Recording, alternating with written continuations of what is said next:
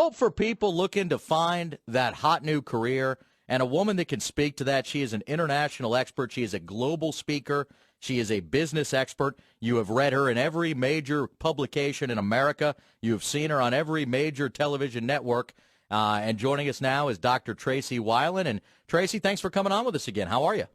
Oh, great. Thanks for having me. I really appreciate it. I read an interesting article in USA Today the other day talking about the hot job sectors for kids who are going into college today. When you advise people who are 17, 18, 19 in college, careers to focus on with upside and where there are likely to be jobs in the future, give me a couple of those. Well, I would say, if you want to make money and have be employed for life, I would focus on two areas. One is healthcare, and the second is technology sector.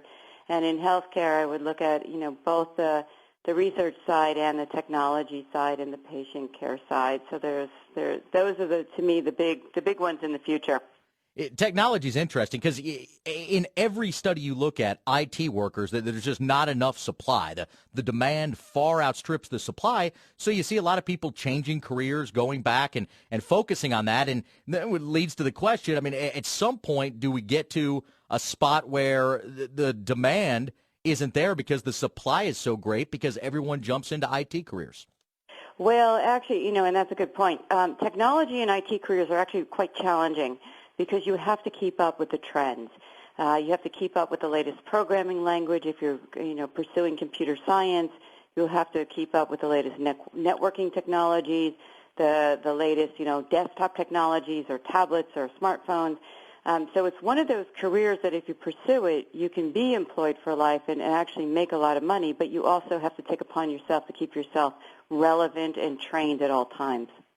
I've read about graduates, people, and look, I'm an English and criminal justice major who went to law school for a week, dropped out, and found that both of my degrees were relatively worthless, but I muddled through it. But I read about people that graduate geography degrees, English degrees. They can't find a job, or the jobs that they find don't make them any money, so they go to what they call these boot camps for computer coders. They take online courses that teach them how to code languages, and suddenly they're making triple, quadruple the money. The question becomes, if people are going to college, right, and they're getting these degrees which turn out to be meaningless pieces of paper, and then they take additional classes after college that didn't require college in the first place, do these careers kind of devalue the need for college? Well, so that is a debate in the news. Do I need a college degree or do I not? And I think that there's different jobs need different kinds of education. So let's focus on the coding, because I know a lot of people who are either not working or out of work or looking for a work transition, and they jump into Code Academy or any one of these programs and learn how to code in 6 months or less. It takes a certain kind of discipline in person to be able to code, and not everyone is up for that task. It's a detailed work. It's very precise. It's long hours of enjoying coding. If you're good at it, you do it well, wow, I would say more power to you. For people like myself who don't have the discipline to code and did pursue the college degrees, I think what's important is how you use it. So I started to build on my liberal arts degree with technology and business supplemental courses, certifications, and extra degrees, because I saw that was the direction of employment.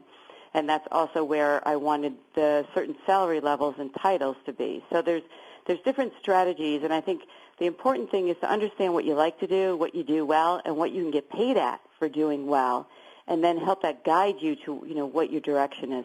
It seems like in listening to you, the other key to this is not remaining, not being lazy. Essentially, always growing, always looking to add a new discipline or a new skill. And not just finishing college and saying, I am what I am, I'm now a finished product. Oh, absolutely. Don't be dormant. You have to. I go to Microsoft classes every week during the summer, and then as needed during the year when I'm working, to keep on top of technology on the desktop. And then I go to Apple to learn about some of the devices I have from Apple. And then I learned about social media last summer, I take on these projects so that I can continue to be relevant, because I did not know technology, I'm just that generation that wasn't really born with it. So I think it is important not to be dormant and to keep, upping your skills. We're the Atari generation, Dr. Wilen. We come from the Atari generation, and it's a little bit intimidating. And, I have a lot of friends that have changed careers, some with a great amount of success, and others have hit all sorts of obstacles. But the sexy career to transfer into is IT right now. Is there a certain age where you should kind of say, look, I'm hopelessly behind the curve. There are new people coming out of school that are younger, that were born into this stuff, that have an intrinsic knowledge. Is there a certain age where if you want to get into an IT career, it's probably too late for you? No, not at all. So I think what it is, and I'll give you a case in point, because I have my assistant, Randy, who is a grandmother from the boomer generation. Yes. And she was an early day programmer, and then had different transitions in her life, and she has reinvented herself to be a social media maven. And she is very prolific on the social media, and every day learns something new. So I think the key is finding something that you like to do well, and then be able to stick at it and, take the courses you need. In fact, she's going off to a conference so that she can even up her skills even more. So I disagree. I think it's just, you need to hunker down there and say, okay, this is what I'm going to do. Dr. Tracey Wilen, our guest on 700 WLW, global speaker, business expert, careers expert. All right, so this one interested me. I was looking at the fields, and obviously healthcare is continuing to boom in the technology sector. A couple years ago, a lot of teachers were looking for work. Many public schools have slashed positions. You have levies that are not being passed. I read with great interest that the expectation is that in the next 3 years, about 300,000 new teachers would be added. Is this once again a promising field? Because I was kind of under the impression it wasn't. Well, I guess it just depends on what you teach. So math and science are in very high demand if you're looking at K through 12. And then online teachers are in high demand, as well as, people who can teach technology or coding in a lot of these areas. So I think, and in healthcare, of course.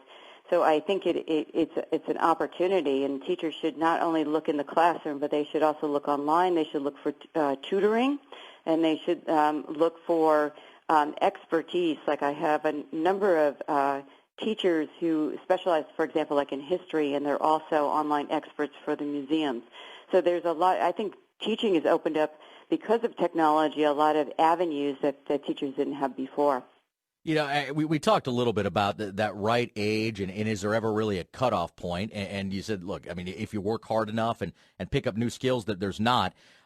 When it comes to people switching careers midstream, what's the biggest deterrent? Is it just fear of the unknown, fear of starting over, the likelihood that you're going to be taking a pay cut at least initially, or is there something else? Yeah, I think it's all of the above. I think when people are switching to careers and they're more seasoned or later in life, there's a couple of things. Actually, some women who I had interviewed for a research study advised is consider your proximity. What are the industries in your local area, and are you willing to move out of the area? And usually when people are more seasoned, they're not willing to move because they have a lot of infrastructure in their life. So look at the industries local to you, and then look at age appropriateness. And she said in my case, because she was 69 and still working, and she was planning her encore career, she said her two options was exactly what you're saying, is IT or healthcare. And she said, let's face it, healthcare is a better option, because who better to take care of geezers but a geezer? And so she expanded her certifications to include gerontology and technology, because the future of healthcare and technology is wearable tech and home tech using telepresence or WebEx or a number of the technologies to connect doctors, and including robotics. So to me, that was a smart move and smart advice: proximity versus age appropriateness. All right, Doc, I want